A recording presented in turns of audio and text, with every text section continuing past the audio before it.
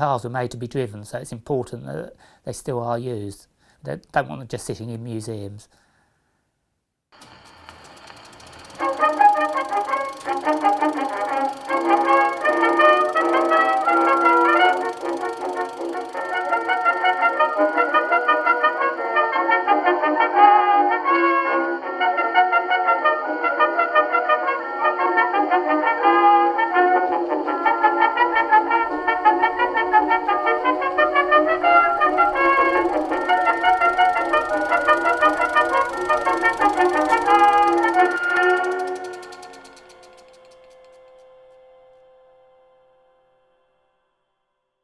I'm David Ralph and I'm the driver of a 1904 Wolseley.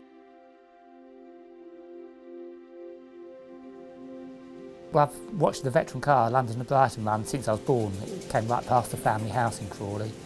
So I've always had an interest in the early cars. I bought a veteran car in 2003, but really wanted the Wolseley. So when I got it in 2005, I was really pleased. It was made in 1904. It's a single-cylinder petrol engine.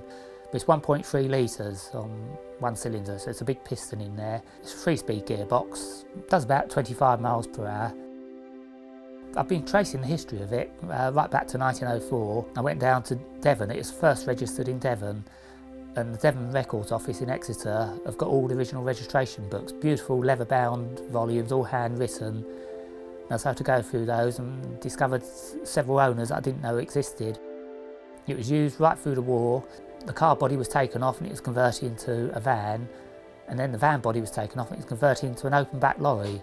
It was found on an estate in Cornwall in about 1951 and restored, and it took part in the London to Brighton run in 1952 for the first time, and it went up to an owner in Yorkshire who kept it right up until 2003. The Veteran Car Club started in 1930, so it's been going a very long time. They cater for cars up to 1918. A proper veteran car is a car built before 1905. In 1905 to 1918 they're called Edwardian cars. But the Veteran Car Club caters for all those cars. It's a very active club. All their events are driving events on the road. They don't sit in fields. Extremely good fun.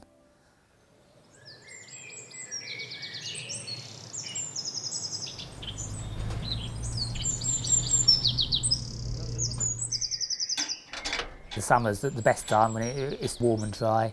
There's never the wrong weather, just the wrong clothes.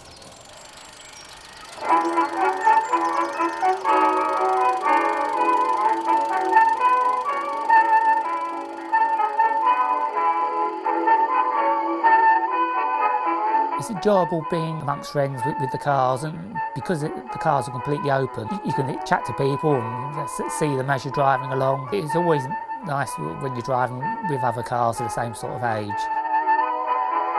It's not difficult, it's just different. All the controls are in different places, you just need to practice. Check the tyres and fill the petrol tank, quick polish. Well, there's no electric starter, so you have to use a starting handle. Turn the petrol on, turn the battery on, put the handle in and crank it over, and if all goes well, it starts. Away I go.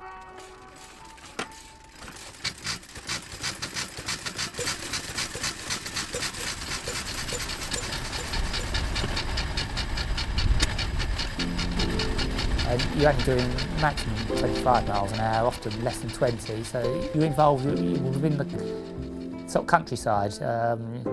You're not enclosed inside a car, you're out with it. It's very comfortable.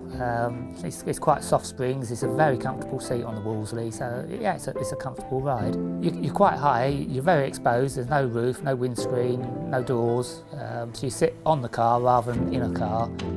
Some veteran cars are extremely easy to change gear. You have to let the engine revs die down before you take it out of one gear and let the revs die down before you can put it into the next gear. It's not a quick gear change, that does take skill.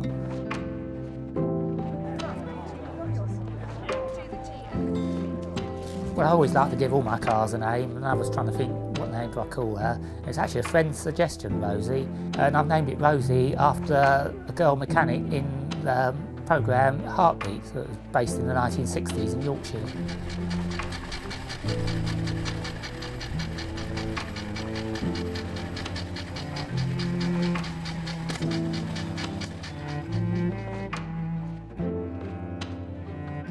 Yeah, we all park up on the lawn, underneath the trees for a bit of shade from the sun. It was a really hot sunny day. Everybody has their picnic, which is great. You sit round having your picnic and the public come along and looking at the cars, a lot of public there. It's great fun, it really is great fun. I think the future of the veteran car is fairly safe. There's quite a few younger members coming in with family cars, where the cars are passed down through the family. I think more modern sort of cars, the vintage cars and some of the classic cars, that they may struggle to find owners in the future, but I think the future for veterans is fine. Being out in the countryside in a veteran car is superb. It's so enjoyable. It's just great fun, yeah. It's love it, every minute of it.